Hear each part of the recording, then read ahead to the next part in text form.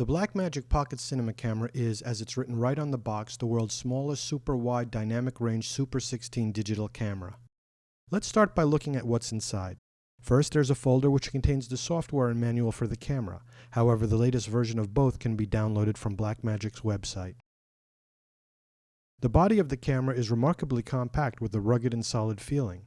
The small size will be a hit in difficult or remote locations, or with guerrilla filmmakers who need to sneak in a shot without arousing too much attention. There's a high-resolution 3.5-inch LCD on the back. On the side there's HDMI out, audio in and headphones, power, and a remote control jack. Next is a power adapter for powering the unit or charging your battery. The power adapter comes with a collection of various international adapters.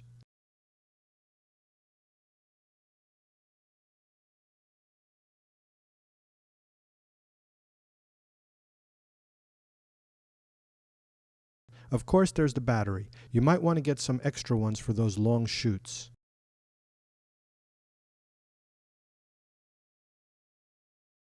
Let's not forget the handy little strap.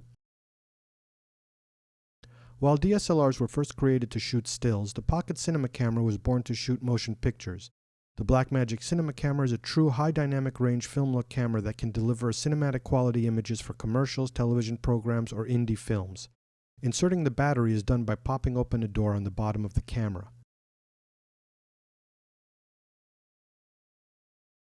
For our shooting tests, we used a Rokinon 35mm lens. Note that this lens does not come with the Pocket Cinema Camera.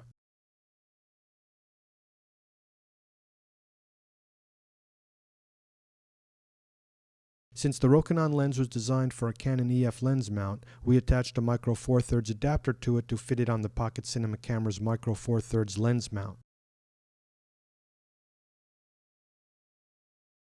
After putting on the adapter, we mounted the lens on the camera. The Rokinon lens is completely manual, but the micro 4/3 lens mount on the camera is active, so it's compatible with electronically controlled lenses.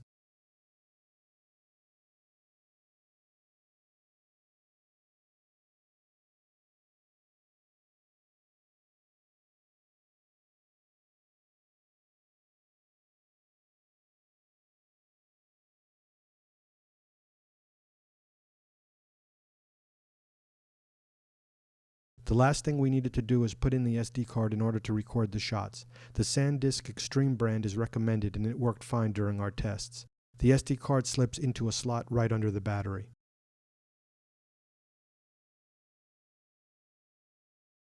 Once the camera was ready, we went out to shoot some nighttime footage in New York's Times Square.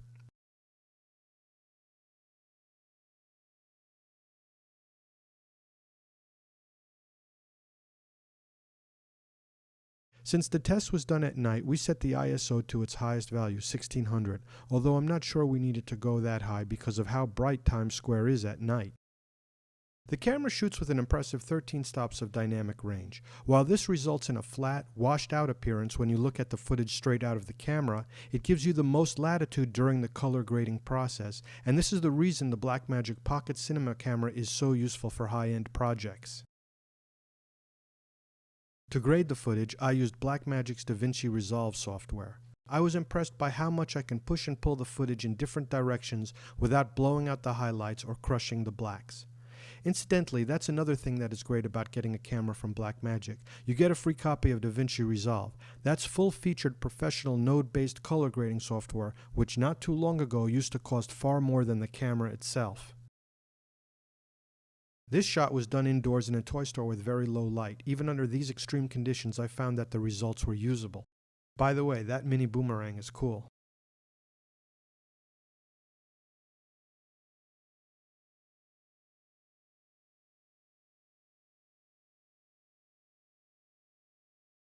As mentioned, one of the nicest things about the Blackmagic Pocket Cinema Camera is the fact that since it's so small, people don't notice it and think you're just another tourist out sightseeing. What I liked about the camera was that it was really simple to use, and after color correcting, the images it captured felt a lot like film.